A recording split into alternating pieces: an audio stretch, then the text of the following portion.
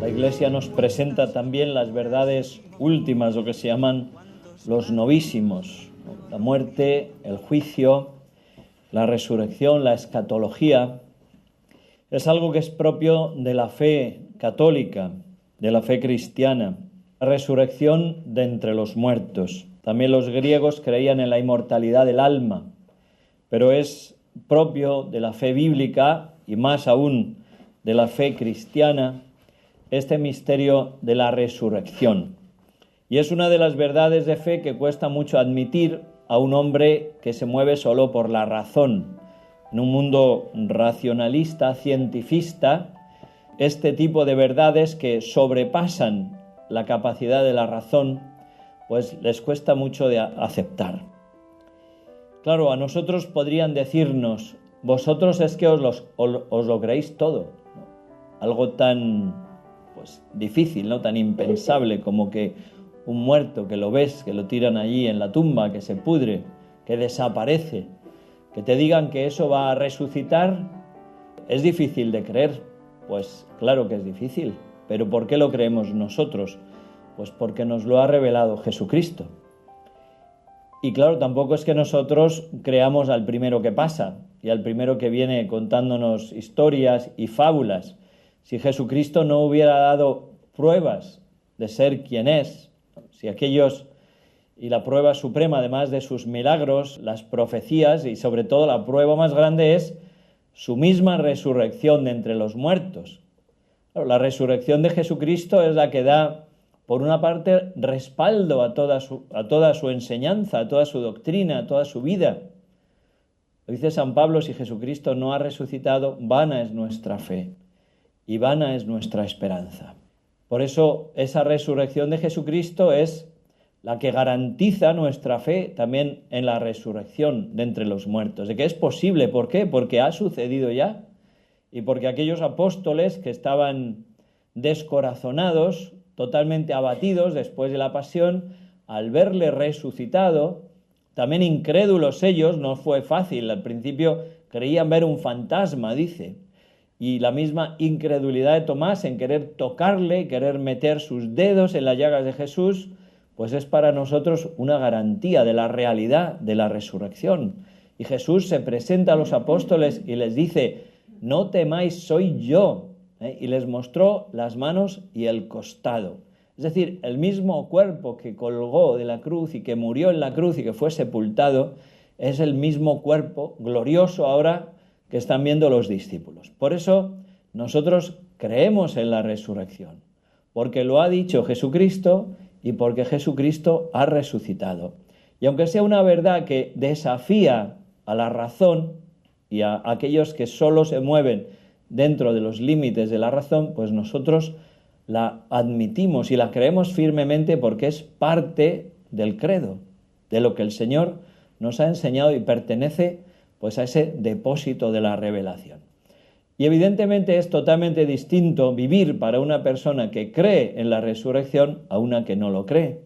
La que no cree en la resurrección pues vive con un horizonte simplemente humano. Su destino final pues es la muerte y después de la muerte pues la nada. En cambio, para nosotros la resurrección nos abre una esperanza, un horizonte de esperanza, de vida eterna, de plenitud, de gloria. Y de gloria no solo para nuestra alma, sino también para nuestro cuerpo, porque Dios ha creado al hombre cuerpo y alma en una unidad indisoluble. Por tanto, el alma, que se separa del cuerpo transitoriamente, después en el momento de la muerte hay esa separación del cuerpo y el alma, pero la carne, el cuerpo, está llamado a resucitar en el día último, el día final, el juicio de la historia, cuando Cristo venga de nuevo. Entonces esa carne gloriosa está llamada a unirse a nuestra alma. Dice el Evangelio de San Juan, todos resucitarán, pero unos para una resurrección de gloria y otros para una resurrección de condena. Es decir, ese cuerpo resucitado irá a unirse al alma y a participar de su suerte. o a sufrir eternamente la separación de Dios o a gozar eternamente de la unión con Dios y de la gloria, ¿no? Ya que la carne humana esté, pues como la de Jesucristo glorioso, transida y gozando también de esa plenitud que Él nos ha traído. Por eso nosotros no tenemos que tener miedo de afirmar esta verdad y de creerla y de profesarla como cualquiera de las verdades de nuestra fe que forman parte del credo. ¿Cómo va a suceder esto? Pues no lo sabemos, es algo que supera. ¿Cómo sucedió la concepción virginal? Pues no lo sabemos. ¿Cómo sucede la transustanciación? Pues no lo sabemos. Hay muchas verdades que superan el cómo y tampoco necesitamos saber el cómo, pero sí sabemos el qué, ¿no? Las verdades concretas que el Señor nos ha revelado y que nosotros creemos firmemente. Y esta resurrección se hace presente ya, evidentemente sucederá de una forma plena en ese momento final de la historia, pero nosotros participamos en ella de alguna manera a través concretamente del misterio de la Eucaristía. El Concilio Vaticano II habla de la Eucaristía como el sacramento por excelencia. Dice que en los otros sacramentos se nos da la gracia, pero en la Eucaristía se nos da Jesucristo mismo, el autor de la gracia. Su carne, dice, vivificada y vivificante por el Espíritu Santo. Es decir, lo que nosotros comemos en la Eucaristía es el cuerpo glorioso de Cristo. Ese cuerpo que ya ha sido glorificado por la potencia del Espíritu Santo y que de alguna manera adelanta, de una manera incoada, la resurrección en nosotros. Lo dice Jesús en el Evangelio: el que come mi carne y bebe mi sangre habita en mí y yo en él, y yo le resucitaré en el último día. Por eso, comulgar, comer la carne gloriosa de Cristo es preparar, vivir, iniciar nuestra propia resurrección de entre los muertos.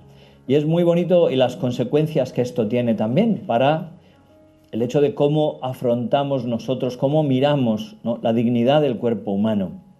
En cuanto que ese cuerpo es templo de Dios y está llamado a la gloria. Entonces, el respeto que todo cuerpo merece, por supuesto, durante la vida, el hecho de vivir la pureza cristiana, la castidad, sea en el matrimonio, que también pues hay que vivir la castidad según el matrimonio, o en la virginidad consagrada, o los jóvenes como jóvenes, vivir la castidad, la pureza, es también una manera de cuidar esa dignidad del cuerpo humano que es templo de Dios y que está llamado a la gloria. Tiene un destino de eternidad y de gloria.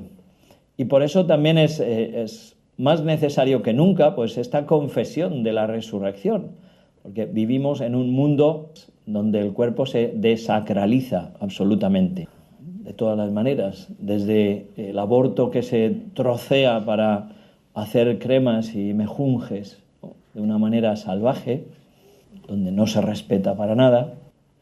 A veces el mismo hecho de la incineración de los cadáveres. La Iglesia permite la incineración, pero sin que ponga en duda la resurrección de entre los muertos.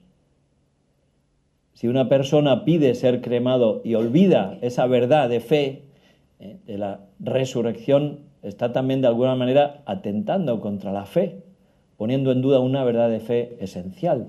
Por eso tiene tanto sentido el cementerio, coimeterium, dormitorio, donde la carne, el cuerpo, espera, ¿no?, duerme, entre comillas, esperando ese momento de la resurrección.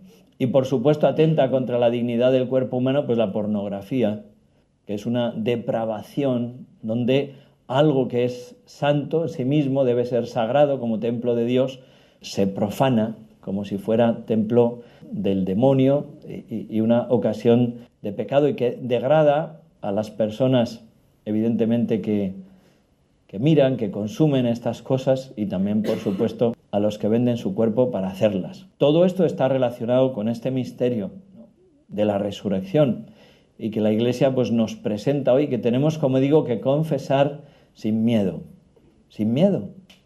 aunque nos digan que pues nosotros creemos fábulas. Pues no, Señor, no, nosotros creemos a Jesucristo.